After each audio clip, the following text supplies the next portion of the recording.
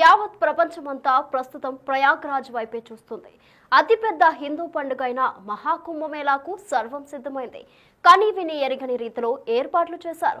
కోట్లాది భక్తులు, లక్షలాది సాధు పొంగోలు హాజరయ్యే ఈ మహాకుంభమేళా కోసం హిందువులంతా ఎంతో ఆతృతగా ఎదురు చూస్తున్నారు.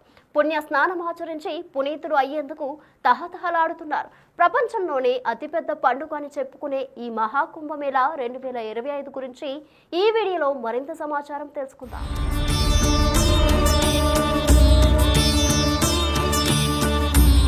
ప్రతి 12 సంవత్సరాలకు ఒకసారి ఉత్తరప్రదేశ్లోని ప్రయాగ్రాజ్లో మహాకుంభమేళా నిర్వహిస్తారు. అయితే ప్రతిసారి 12 ఏళ్ల వ్యవధిలోనే మహాకుంభమేళాను ఎందుకు నిర్వహిస్తారంటే హిందూ సనాతన ధర్మంలో మహాకుంభమేళాకు ఎంతో ప్రాముఖ్యత ఉంది. ప్రతి 12 సంవత్సరాలకు ఒకసారి మహాకుంభమేళాను నిర్వహిస్తారు. ఈ కుంభమేళాలో పాల్గొనేందుకు ప్రపంచం నలుమూల నుంచి లక్షలాది సంఖ్యలో భక్తులు తరలివస్తారు. దీనికంటే ముందు ప్రతి 4 సంవత్సరాలకు ఒకసారి కూడా కుంభమేళా కార్యక్రమాలు నిర్వహిస్తారు. అర్ధ కుంభమేళాలు ప్రతి 6 ఏళ్లకు ఒకసారి హరిద్వార్ లేదా ప్రయాగ్రాజ్ లో నిర్వహిస్తారు. పూర్ణ కుంభమేళా మాత్రం ప్రతి 12 ఏళ్లకు ఒకసారి ప్రయాగ్రాజ్, హరిద్వార్, ఉజ్జయిని, నాసిక్ లో నిర్వహిస్తారు. ఇంతకు ముందు 2013 సంవత్సరంలో ప్రయాగ్రాజ్ లో మహాకుంభమేళా నిర్వహించారు. మళ్లీ ఇప్పుడు 13 జనవరి 2025 నుంచి 26 ఫిబ్రవరి 2025 వరకు మహాకుంభమేళా నిర్వహించనున్నారు. జ్యోతిష శాస్త్రం ప్రకారం సూర్యుడు మకరంలోకి ప్రవేశించినప్పుడు మహాకుంభం ప్రారంభమవుతుంది. హిందూ మత విశ్వాసాల ప్రకారం మకర సంక్రాంతి పండుగ నుంచి కుంభ స్నానం ప్రారంభమవుతుంది.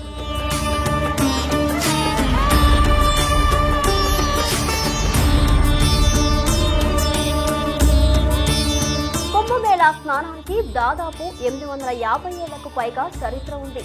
దీన్ని ఆది శంకరాచార్యులు ప్రారంభించినట్లు చరిత్ర ద్వారా తెలుస్తుంది. పురాణాల ప్రకారం సాగర మదనం ప్రారంభమైనప్పటి నుంచి కుంభం నిర్వహించినట్లు చెబుతారు. కొందరు పండితులు దీన్ని గుప్తల కాలం నుంచి ప్రారంభించినట్లు చెబుతారు. అందుకు చక్రవర్తి హర్షవర్ధన్ దగ్గర కొన్ని ఆధారాలను చూడొచ్చు. వీరి తర్వాత ఆది శంకరాచార్యులు, ఆయన శిష్యుడు, సన్యాసులు అఘోరాలకు సంఘం ఒడ్డున రాజస్నానానికి ఏర్పాటు చేశారు. ఇక్కడ స్నానం చేయడం వల్ల మోక్షం పొందుతారని చాలా మంది నమ్ముతారు.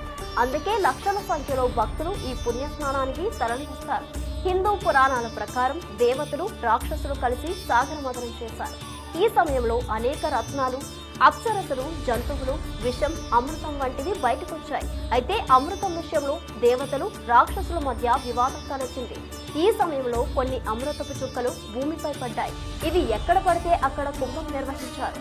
ప్రయాగ్, నాసిక్, హరిద్వార్, ఉజ్జయినిలో అమృతపు చుక్కలు పడ్డాయని పురాణాల్లో పేర్కొన్నారు.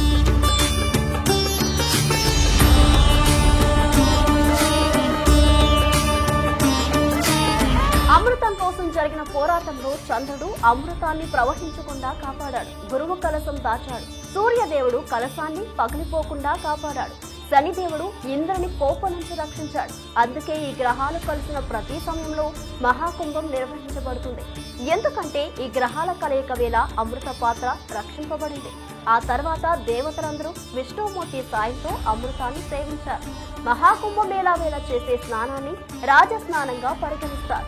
ఈ సమయంలో నదుల నీరు అమృతంతో సమానమైన లక్షణాలను కలిగి ఉంటుందని చాలా మంది నమ్మకం.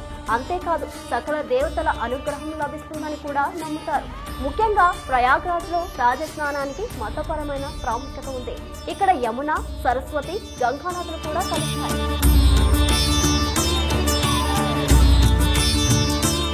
వేద జ్యోతిష్యం ప్రకారం బృహస్పతి ఒక రాశిలో ఒక ఏడాది పాటు నివాసం ఉంటాడు. 12 రాశుల మీదుగా ప్రయాణించడానికి దాదాపు 12 సంవత్సరాల సమయం పడుతుంది. అందుకే 12 సంవత్సరాలకు ఒకసారి పవిత్రమైన స్థలాల్లో కుంభమేళా నిర్వహించబడుతుంది. అదేవిధంగా ప్రతి 3 సంవత్సరాలకు ఒకసారి వివిధ ప్రదేశాలలో ఉత్సవాలు నిర్వహిస్తారు. కుంభంలో బృహస్పతి మేషంలో సూర్యుడు ఉన్నప్పుడు హరిద్వార్ లో కుంభోత్సవాలు ప్రారంభమవుతాయి.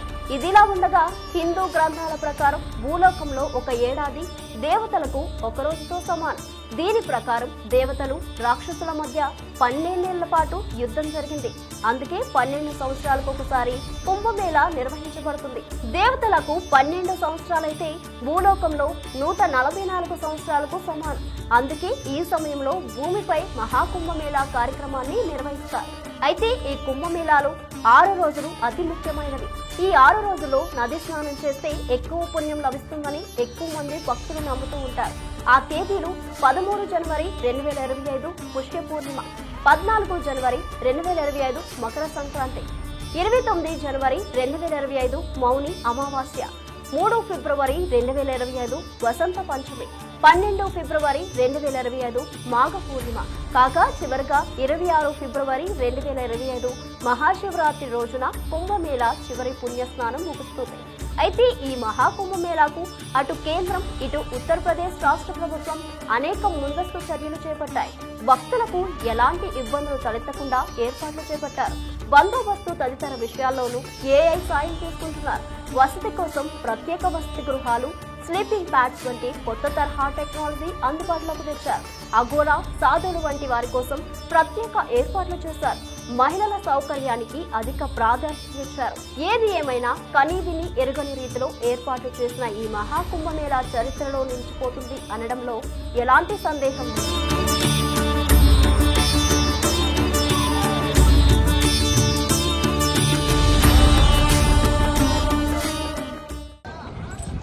గంగా యమున సరస్వతి త్రివేణి సంగమం, ప్రయాగ్రాజ్లోని త్రివేణి సంగమంలో ఉన్నాం ఈరోజు. ఇక్కడ మహాకుంభమేళా ఏర్పాట్లు భారీ ఎత్తున జరుగుతున్నాయి, ప్రత్యేక ఏర్పాట్లు జరుగుతున్నాయి. ఇక్కడ బోట్లలో త్రివేణి సంగమం దర్శనం కోసం నది మధ్యలోకి ప్రయాణం చేస్తున్నారు. బోట్లు చూడండి, ట్రాఫిక్ జామ్ అయినట్టే జామ్ అయిపోయినాయి. అన్ని వేల బోట్లు ఉన్నాయి ఇక్కడ చూడండి. మధ్యలోకి వెళ్ళి గంగా యమున సరస్వతి, గంగా అటు నుంచి వస్తుంది, యమున ఇటు నుంచి వస్తుంది, సరస్వతి అంతర్వాహిని. ఇక్కడ అంతర్వాహిని సరస్వతి ప్రవహిస్తుంది కాబట్టి ఈ నదికి త్రివేణి సంగమం అని పేరు వచ్చింది. కాబట్టి జనవరిలో జరగబోయే మహాకుంభమేళకు దేశవ్యాప్తంగా కొన్ని కోట్ల సంఖ్యలో వస్తున్నారు. కాబట్టి భక్తులందరూ మీరు ఈ నదీ స్నానం కనుక ఆచరించినట్టయితే ఎన్నో జన్మల పుణ్యఫలం దక్కుతుంది. కాబట్టి ప్రతి ఒక్కరూ అవకాశం కల్పించుకొని వచ్చి ఈ నదీ స్నానం ఆచరించవలసిందిగా తెలియజేస్తున్నాను. జై శ్రీరామ్.